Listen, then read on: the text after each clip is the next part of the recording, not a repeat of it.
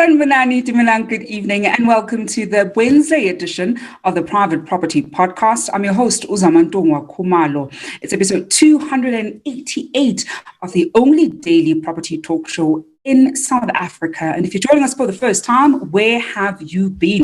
You've been missing out on some great content that we have brought to your screens. So do make sure that you go to our Facebook or our YouTube page to catch up on all the great episodes that you have already missed out on. And to all our regular viewers, welcome back. You know how we do it. Every single weekday at 7 p.m., you and I have an appointment where I'm always in conversation with experts who help us navigate our property journey. Doesn't matter where you are on your property journey, whether you're looking to buy, to sell, to whether even if you're looking to rent or certainly rent out your property or even to build. This is a show that helps you along the way. And talking of helping you along the way, we of course have a whole host of other shows across Private Properties social media platforms that you can look forward to as well. As it is a Wednesday, you can catch Esty Clarkson bringing you the First Time Home Buyers Show on part 2 of the conversation that she had with Ibo Kwagrain, where they're looking at youth getting into property. So if you want to catch that, you can of course look forward to it at 8 p.m. And if you've missed part 1 of their conversation, do make sure you go to our Facebook or our YouTube page to catch part 1. And every Tuesdays and Thursdays, award-winning farmer Umbali Nwoko brings you the farming podcast that certainly tackles all things agriculture. Doesn't matter where in the agricultural landscape you want to explore, she certainly always has great guests that help us better understand all things farming. And on Monday and Friday, Chad takes us through great properties that you can look forward to on www.privateproperty.co.za.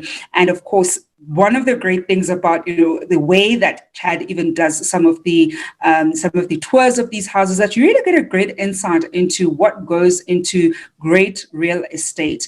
And you can also catch him on TikTok. That's also on other platforms that you can follow us on social media. You can follow myself at Zamantungwa_K on Instagram as well as on Twitter, always tackling all things relating to property. Now, talking about all things relating to property, it's a Wednesday, and as we often, every second Wednesday, we always have somebody from the Absa Home Loans team or somebody from Absa. And this evening we have 2 of them because it's one of those hot topics that I think so many of us are trying to certainly get a good sense of how we can master this. And we're looking at how to make your home more sustainable. And I think one of the big things is it is the last day of June. And one of the things that we know about what's happening tomorrow, besides the POPI Act, sort of coming into effect, is that we're also going to see an electricity tariff. And I know many people have been complaining about, how high their electricity bill already is. I know I've asked this question before. I'm going to ask it again. I remember one of the viewers coming with a shockingly low amount that they spend on electricity and how impressed I was that that's actually their electricity spend. I want to find out from you at home what your water and electricity bill is every single month. If you can actually separate it, so say water is typically this amount, electricity is typically this amount, just so we can get a sense of how much people are spending on these 2 line items, because I think these are those 2 line items that tend to be so high, and oftentimes it's just quite a pressure point because you can't go without electricity and you certainly can't go without water. But to help us better understand how we can be more sustainable, how we can make our homes rather more sustainable, this evening we've got Portia Letlape, who's a portfolio manager at Absa Home Loans, as well as Vishay Rabbipal, who's the head of renewable energy at Absa Relationship Banking. Vishay, Portia, thank you so much for joining us this evening.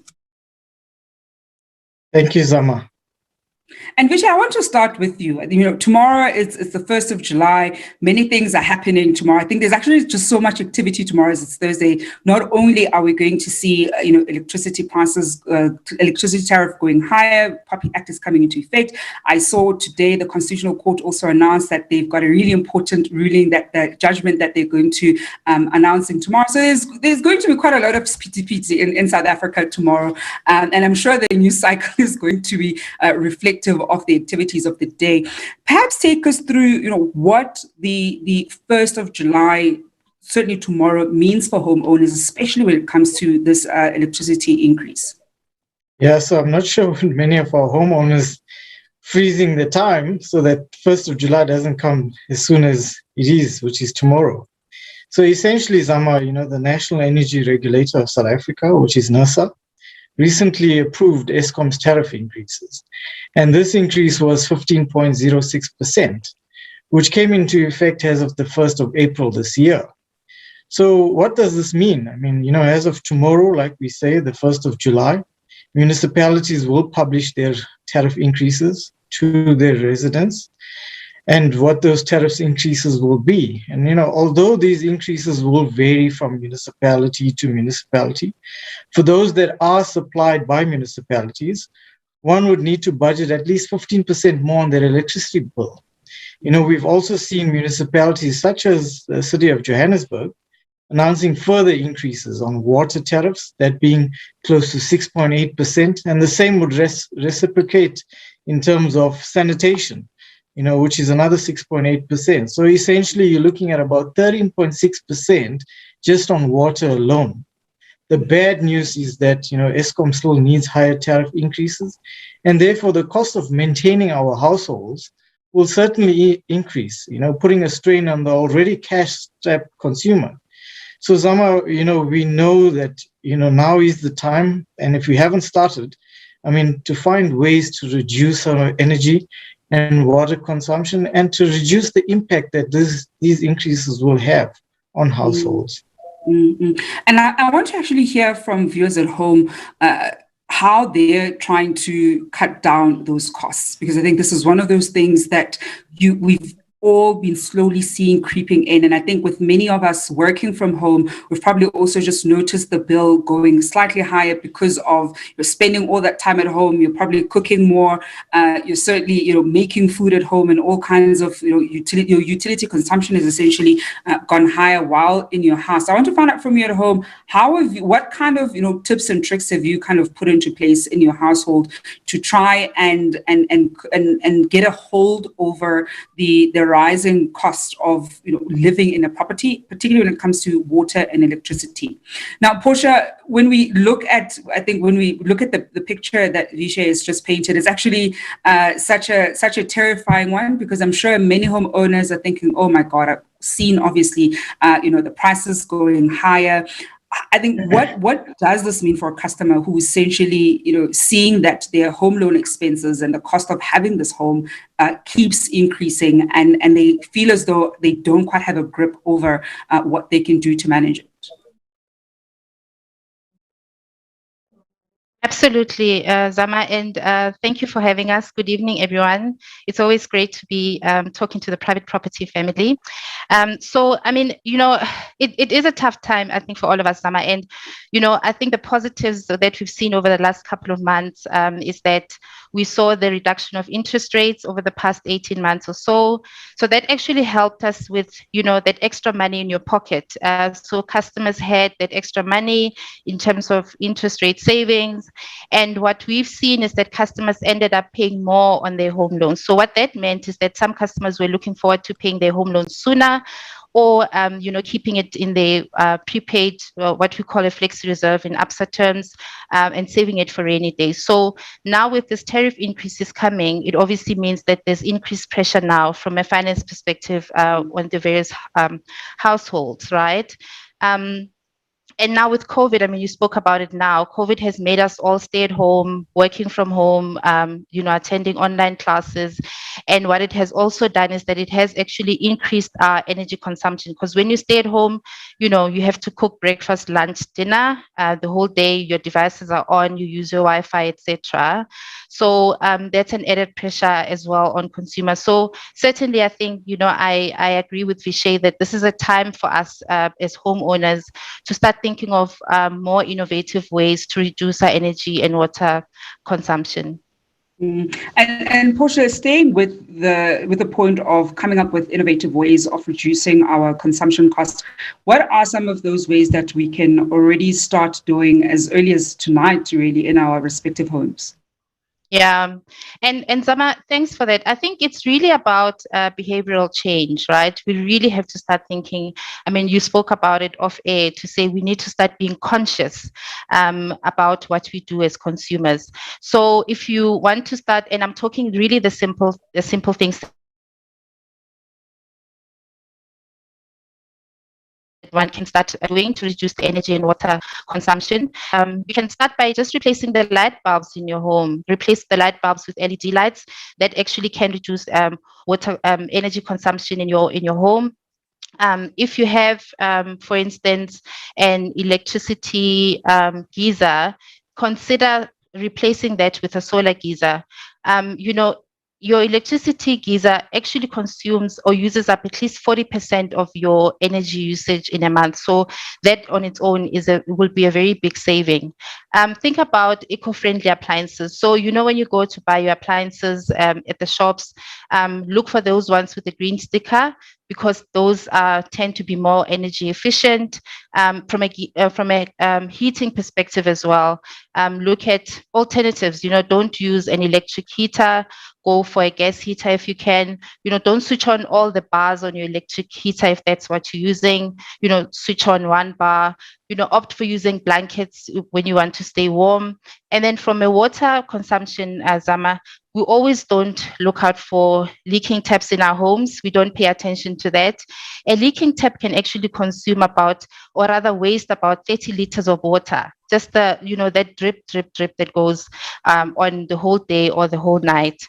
I was actually reading and they were saying, rather take a shower instead of bathing, because the amount of water that you use when you bath, when you fill up your bath, is actually a lot of water that you could be saving if you choose to shower. Keep your showers very short.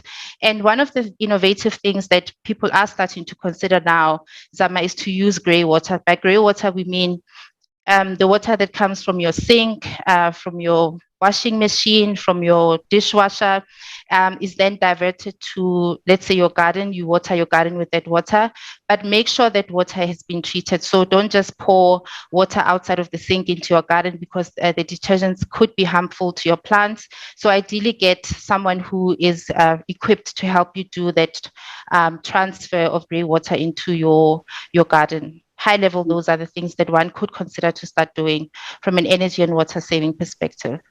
We are this evening looking at how you can make your home more sustainable. And I'm joined by Vishay Rabbipal as well as Portia Letlape from the Absa Home Loans team. And we're really looking at different ways that as consumers we can have a good sense of our utility spend, especially when it comes to water and electricity, and finding different ways to lessen that load. I want to find out from you at home, what are some of the things that you are doing to cut down or certainly reduce your water and electricity expense, because I know a lot of us tend to have an issue with that one. And also want to find out, how much are you spending on water and electricity, and almost just sectionalize it, because I think I want to get a good sense of what different people are paying for their water and electricity charge. We are taking your questions and comments down here below, whether you're watching us on Facebook, on Instagram, or on YouTube. And we've got a comment coming through from Facebook. It's from Faisal Faya Shaikh, who's saying, and to be honest, prepaid electricity is still killing at the moment. Spend almost 300 rands a week for only 130 kilowatts. And I mean, that's actually quite a high spend. Mathashingang on Facebook asking, I currently have a gas geyser. Does that count for savings? I'll give that question to you, Portia. Yes, it should certainly help in terms of savings. What you need to also consider is having a timer on your geyser. So you don't want your geyser running the whole time and keeping water warm unnecessarily. So having a timer on your geyser also helps from an energy consumption perspective. And I think still on the issue of geyser and reusing water, Mata went on to say, don't laugh, but whenever my mom visits, we use bath water to water the garden. Yay, it's torture carrying a bucket from the bathroom upstairs to water the garden. And I think those are some of the tips and tricks that different people at home are slowly trying to use and finding different ways to bring down their whether it's water, electricity charge, especially as we know that tomorrow we're going to be seeing an increase in our electricity charge. And Vishay, I want to come back to you. When we look at then people who perhaps may want to be build, may either want to build or want to convert their homes to be as sustainable as possible, because perhaps the majority of what they've got in their houses not necessarily sustainable. What other cost factors do they need to consider? How can they sort of best make the decision about making their home, whether they're building or looking to slowly phase their house to be as sustainable as possible? So Zama, one needs to look at this a bit more practically, when a house is built to incorporate water and energy efficient solutions in them, a decision is made upfront in terms of choosing more efficient options, such as, like my colleague Portia mentioned, installing a solar geyser instead of an electric geyser, or using a gas stove instead of an electric stove. Choosing some of those water efficient options, such as two-stage flush toilet systems versus the ordinary ones, and as well as the type of taps that you choose. And in this case, the investment is made upfront. Whereas, when one is doing enhancements and choosing to make enhancements on their current home, on the other hand, to make it more sustainable, would require a similar investment and would cost one, as, would have to replace what they currently have. And sometimes it might have to, they might have to encumber some slight alterations to their property to incorporate these solutions. So those are some of the aspects aligned to it. While these might be more expensive, one needs to consider the long-term savings of using less water and energy in your home, because all of those costs do add up in the long term, saving you much more from a life cycle perspective. Mm. And I think, Vishay, you've made mention of how some of the interventions that people at home can do are essentially investments, and they're obviously going to cost you money upfront. What are some of these, adjustments that they can make, or some of the ways that they can invest in making their home more sustainable upfront? Yeah, I guess the key question one would have to ask themselves is, what are their needs? What is essential to their everyday lives and what they want to achieve, and then make the decision thereof. And these could be one of the following. I need to save on my energy costs. And here, one would need to consider maybe using renewable energy, such as solar, and installing a solar solution in your home. And this will definitely assist by supplementing your current supply during the day when the sun is good and strong, and reduce the energy costs that they're currently paying from the utility provider. Secondly, there's other options or one can ask themselves, the question is, do I need to keep my lights on when there's load shedding? And I mean, if you have the ability to install solar panels on your roof, especially for those, freehold homes, you may want to consider adding battery storage to your solar solution.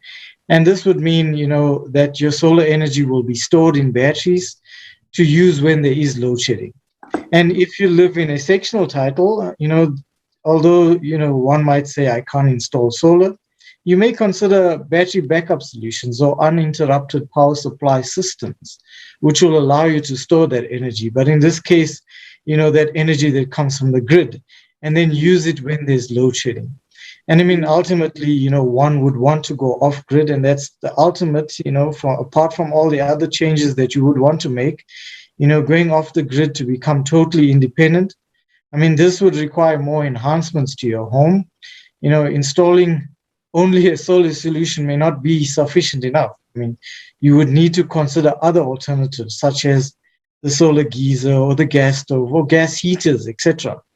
As your battery capacity and the size of the solution may not be adequate enough to power high wattage appliances. And generally, we do not advise one to power up those heavy loads using battery storage. So, one needs to take an holistic approach. When it comes to sustainable living, look at it holistically. What changes that you can make from an energy efficiency and water efficiency perspective to make your living sustainable. We are taking your questions and comments this evening as we look at how to make our homes more sustainable. I wanted to find out from you at home how much you're spending on water and electricity per month, and also what are some of the things that you've started doing to try and bring down that water and electricity amount as low as possible. We're going to go to Facebook. We've got Uxolile Maseti saying, electricity is expensive. I'm using more than 500 Rand on on electricity alone. Martha came back saying that I spend more than 2,000 rands a month and I complain every single day. And a comment here, when I saw it, I was just like, oh, my heart literally sank. It's coming from Faisal Shaheed, coming back saying that water is 1,890 plus. Believe it or not, this is after I changed to prepaid. They just charged more on water and rates. And I think when you look at some of those numbers, they're just, they're so high. And I think one of the unfortunate things about them is they're going to be pretty much every day. We have to use water and electricity. And so there's only so much we can do to, lessen our spend as much as possible. Portia, Vishay was mentioning some of the different investments that viewers at home can make in trying to make their homes more sustainable from the get-go. And they obviously do require some money up front, as he pointed out. What are some of the financing options that customers have in terms of trying to make their homes as sustainable as possible? Absolutely, Zama. So if you currently do have a home loan with your current bank, you can access equity on your home loan. By that, we mean that, for instance, there's a couple of products. The first one that I'm going to talk about is the Further Advanced product. So how the Further Advanced product works is that if the value of your property has increased over time, you are able to access that increased value of your property, and that money is paid out to you in cash. So an example of that is you bought a house for $1 million. It has now increased to 1.2 million. It means that you can access that 200,000 rands additional equity in the form of cash, and that's paid to you. What viewers need to understand when you do take up a Further Advanced, Zama, is that there are bond registration costs payable. So you will have to pay bond registration costs. The other alternative is a re-advance. So re-advance basically means that if you have paid a certain amount on your home loan, using the example I spoke about earlier. So you took out a home loan of $1 million, you've paid down 200,000, your outstanding balance is sitting at 800,000. You are able to access that 200,000 rands, and that is paid to you in cash. And here you don't need to register a bond. But what is important is viewers need to also understand that there is still a credit assessment that is done when you apply for a Further Advance or a re-advance. So you need to make sure that you can afford that increased installment if you do get approved.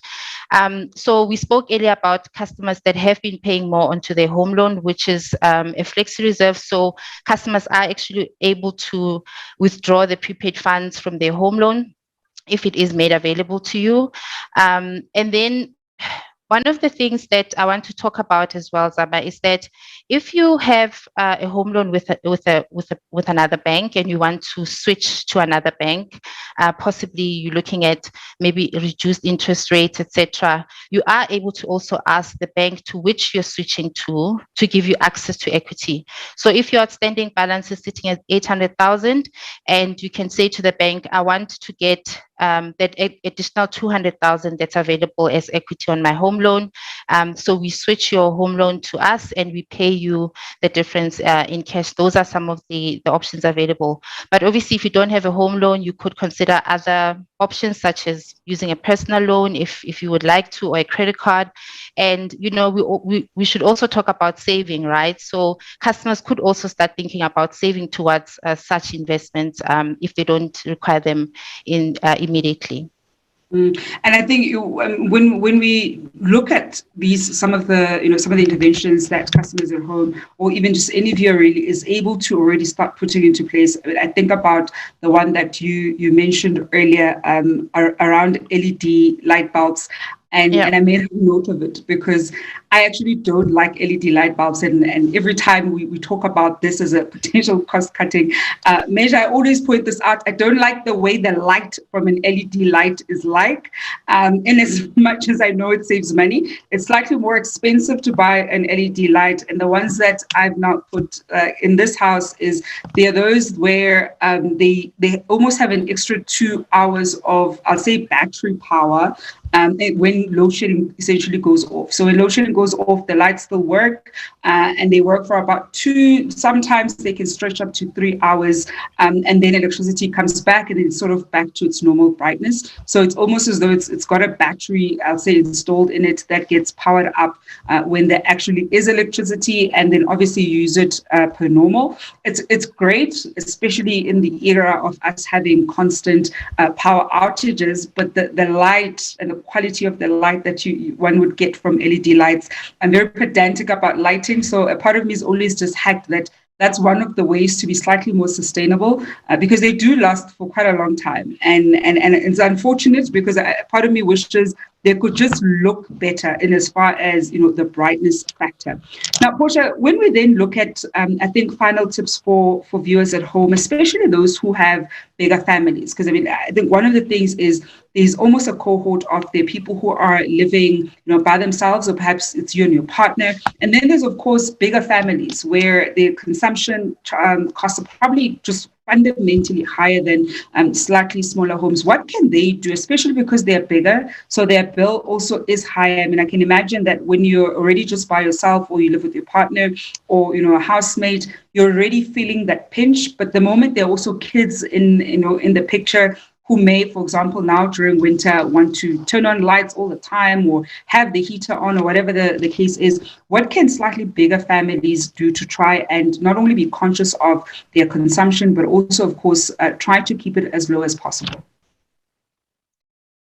Yes, Sama. So I think it's about creating that consciousness within the household, right?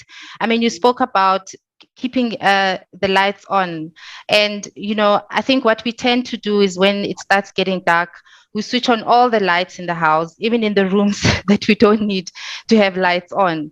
So it's about teaching. Exactly. We all do it. So it's about creating that consciousness to say, if you're not in a room, switch off the lights.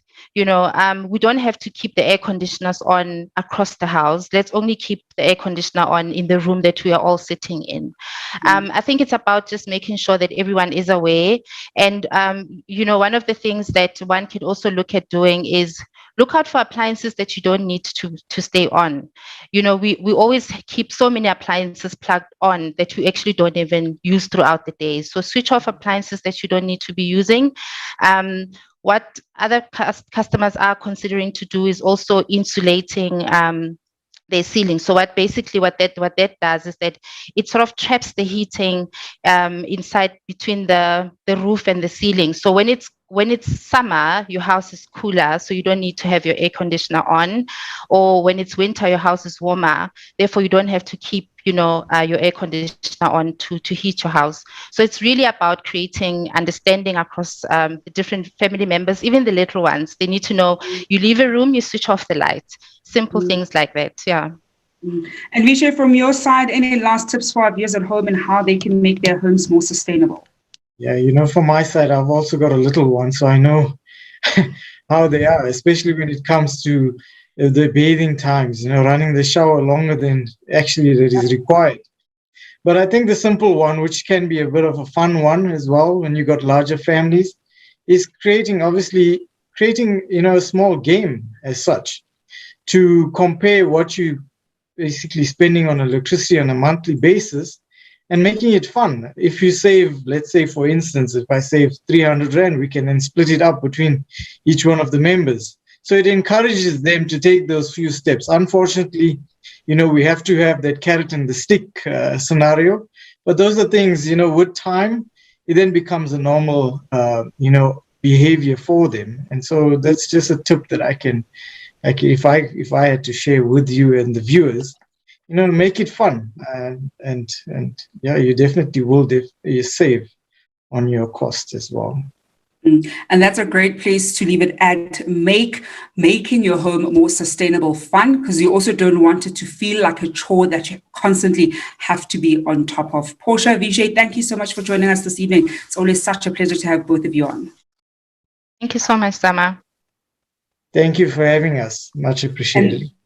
And that is Vishay Rabbipal from, as well as Portia Letlape from Absa Home Loans team. And thank you very much for tuning into the Wednesday edition of the Private Property Podcast. Let's keep the conversation going down here below. I still want to see from you at home how much you're spending on water and electricity, and what tips and tricks have you already started implementing to cut and certainly lessen your utility charge. Do share with us down here below. That's it from me this evening and the rest of the Private Property Podcast team. We're going to be back on your screens tomorrow evening at 7 p.m. Till then, hope you're staying home and staying safe.